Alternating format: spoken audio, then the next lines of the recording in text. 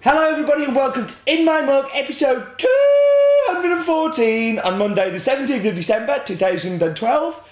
I am your host Steve Layton, and today I hope is a kind of one of the first Christmas presents that you're going to get, something a bit special and unusual and interesting. But before we do that, we should dive straight into the news.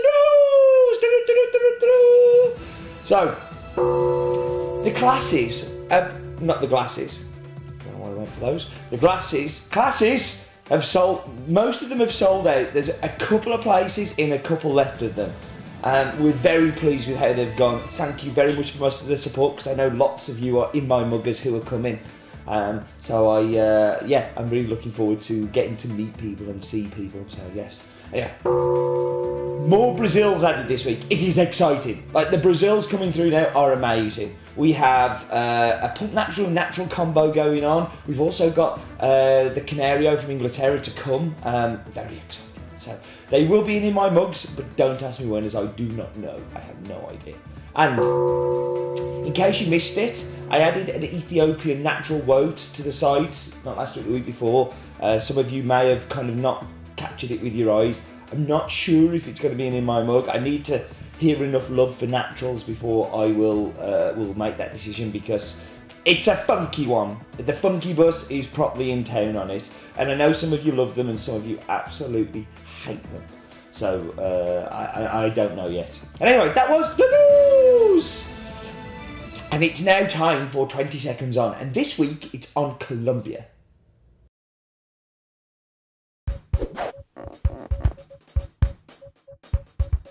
Okay, we should get this on. So, the Republic of Colombia comprises of 32 departments. The country is located in the northwestern part of South America, bordered to the northwest by Panama, the north the Caribbean Sea, to the east Venezuela and Brazil, and to the southwest Ecuador, Peru, and to the west the Pacific Ocean.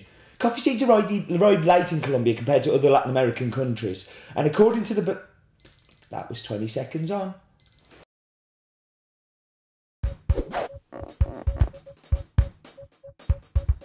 So I didn't get a chance to tell you that according to historians, the first seeds came through Venezuela, through the Andes in 1723 with the Jesuits, which I think I've told you about before, but with a priest named Francisco Romerio, and he's the one that's attributed to bringing coffee into Colombia. One person I thought was really cool. And Colombian coffee really at that point didn't get exported a lot. They just drank it internally, and it wasn't really till about the 19th century that it started to be exported.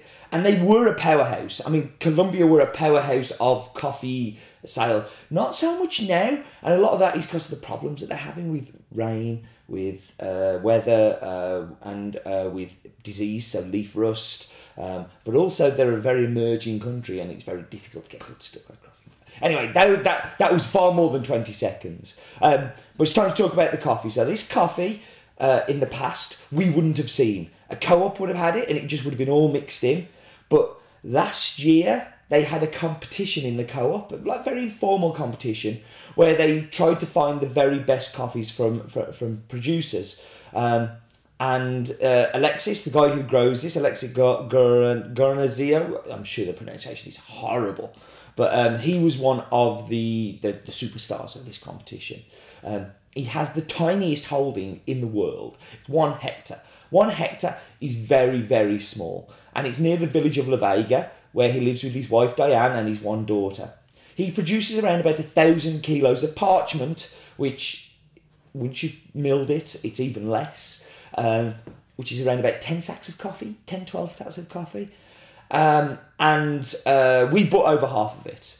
The rest of it would not be passed as micro quality. So what they would do, they will cup it and they will pick off what is a micro lot of quality and what isn't.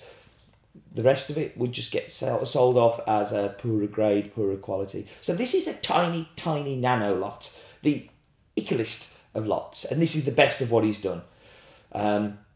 Like most Colombian coffees, it's fully washed in underwater in a big tank for around about 15 hours and then laid out to dry in the sun on a mixture of raised beds and patios, and that process takes around about 50 hours.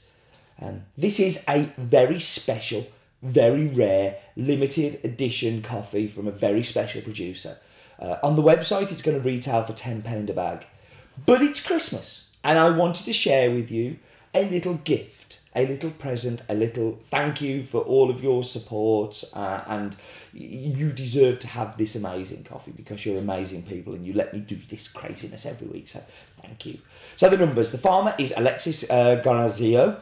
The farm name is La Vega. It's 1 hectare of land at an altitude of 1,600 metres in the region of Huila, in the municipality of Tarqui, and in the location, again, as I said, the village of La Vega. The varietal, it is Catura. It's a fully washed, sun-dried, fermented for 15 hours, dried for 50 hours, from a producer that's wife is Diane Gutierrez, and he has 1 daughter. Lots of figures and lots of numbers. We managed to find out quite a bit about this coffee, but with a lot of detective work, it's been very good. But what we should do now is the map bit. It's the map bit. No expense spent. It's the map bit. So here we are. We're going to go up, up, up, up, up, up, and across. Do you know which way? Which way do we normally go? That's right, we go across the Atlantic Ocean. And we're going to Colombia. So Colombia, you can see Panama just to the north there, Venezuela to the east, and below you've just got Peru and Brazil. But we're interested in Huila, so we're going to go into Huila and we can see Pitalito and Oparapa. But again, we're more interested in La Vega, so we're going to go zoom down to La Vega. Now the coordinates I've got are very sketchy, and unfortunately the Google Earth isn't as close as I would like. But that gives you a rough idea of where La Vega is. So that was the map bit.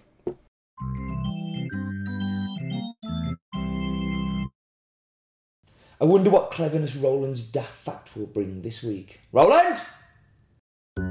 Roland's daft fact of the week.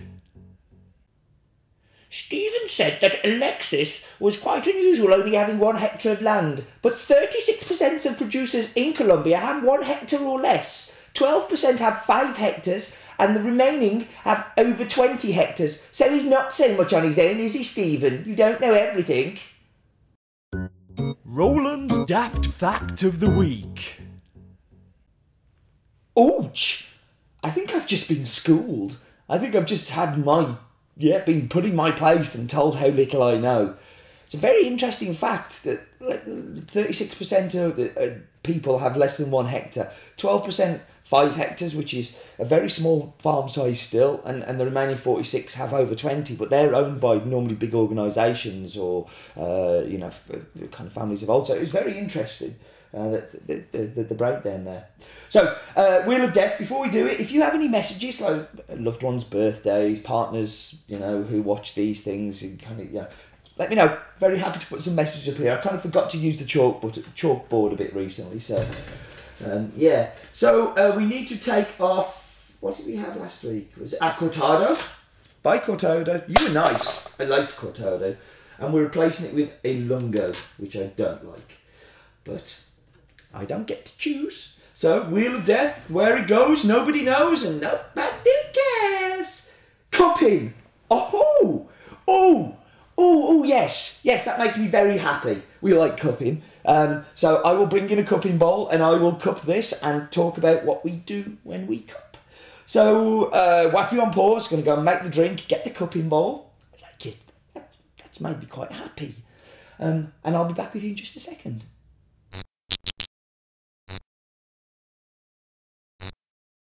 Okay, so I'm back. Going to dive straight into the espresso.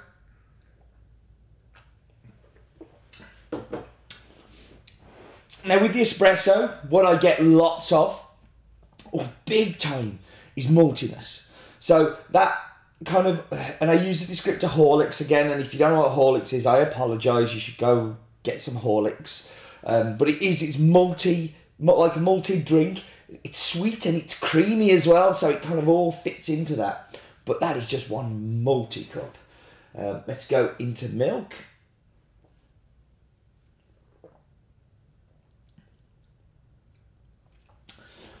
Sweet, works. you know, I have a problem with milk at the moment. Hello, my name's Steve Layton, and I don't like milky drinks very much at the minute, but it's fine. It's good. You know, it's as I would expect. The espresso is far better though. I've got a little bit left in the espresso. Get rid of the milk taste. Actually, drinking espresso probably isn't the best preparation for cupping. I'm not going to show you how to cup, and I'm not going to tell you how to. There's a brew guide on it. I'm going to put a link on the screen. Go watch that. Like, that will show you everything you need to know about how to cup. Why do we cup? Well, the reason to cup is for quality. So when I'm drinking, and it's very difficult to assess. It's very difficult to go, oh, this is a good coffee, this has this in it, if you're just drinking it. Whereas this gives us a chance to assess it, to look at it, and to come up with what we think of the cup. So I'm going to get my cupping spoon, and then just go.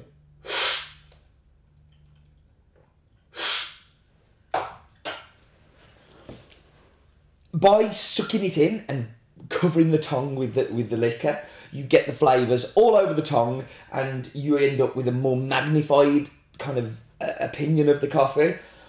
I remember cupping this in Colombia and falling in love with it big time.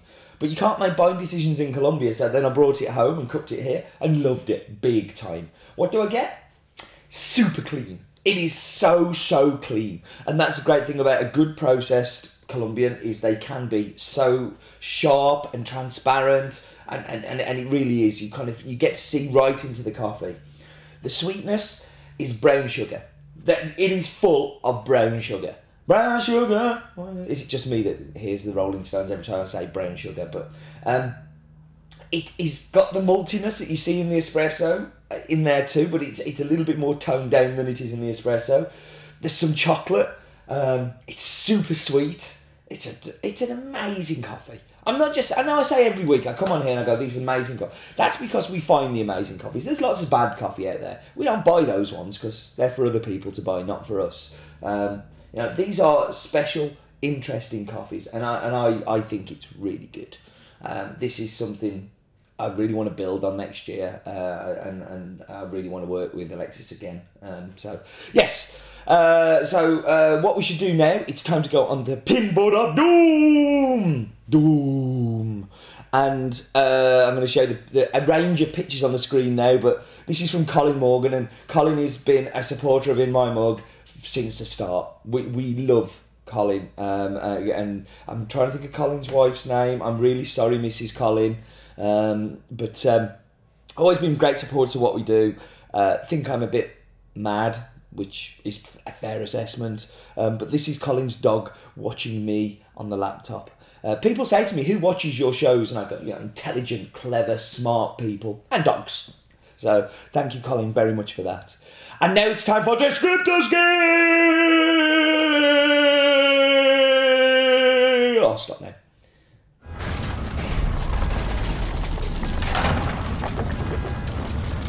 Descriptor Scale. So this week's Descriptor Scale, and there were two again. Thank you to the two of you that did, but more people should. But I picked out this one for two reasons. One, it's Andy, and I haven't heard from Andy for a while. Andy Reid, a long-time subscriber, and Andy we used to talk a lot. Just because he'd got the same name as a Sunderland player at the time. No, it was. But we talked like I hadn't heard from Andy for quite a while. But he's put it through the In My Mug app, and you can watch this on the In My Mug app. It's on the iTunes store if you have an iPhone, Apple device. And yes, it's a good way to watch it. And he commented through there and he said, very sweet, great acidity, real citrus fruit, reminding me of Starburst sweets. So Andy, please drop me an email and I will send you your Descriptor Scale badge. And that was Descriptor Scale! Yeah, I'll stop. So now it's time for the staff clip.